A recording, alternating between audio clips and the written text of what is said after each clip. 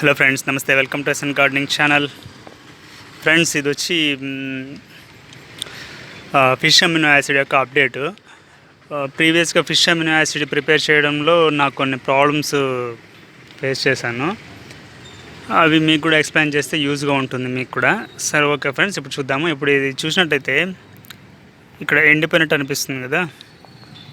First problem చూడండి, మళ్ళీ solution చెప్తాను. చూడండి, ఇంత కాలిపోయినట్టుగా అనిపిస్తుంది.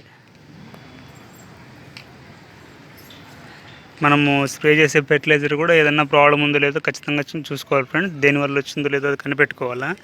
వెంటనే మనం దాన్ని సాల్వ్ చేసుకోలేకపోయినామంటే మళ్ళీ పెద్ద ప్రాబ్లంలో పడతాము. చూడండి, చూసాను కదా.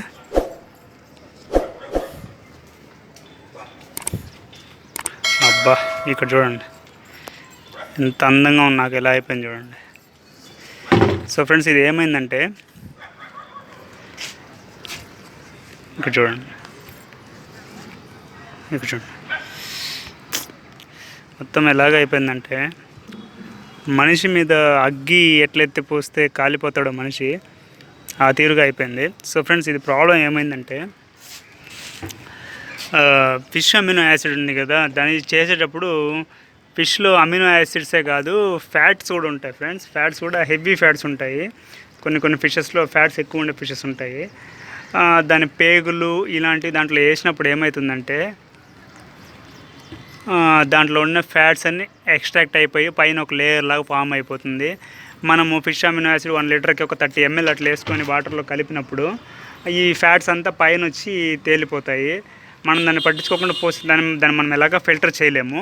పట్టించుకోకుండా కానీ దాన్ని స్ప్రే చేసామంటే కనుక ఇలాగా తయారైపోతుంది ఫ్రెండ్స్.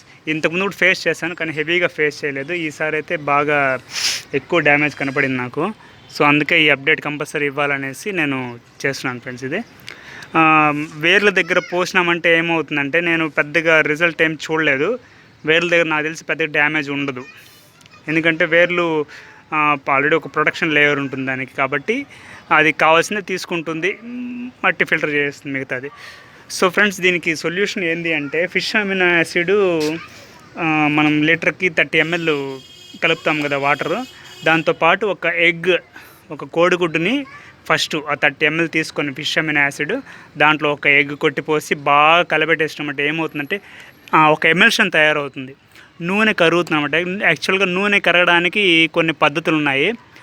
విమ్ జెల్ వేసినా కరుగుతుంది, డెటాల్ హ్యాండ్ వాష్ చేసినా కరుగుతుంది. కాకపోతే అవి ఏం చేస్తాయంటే దీంట్లో ఉన్న మైక్రోబ్స్ని చంపేస్తాయి.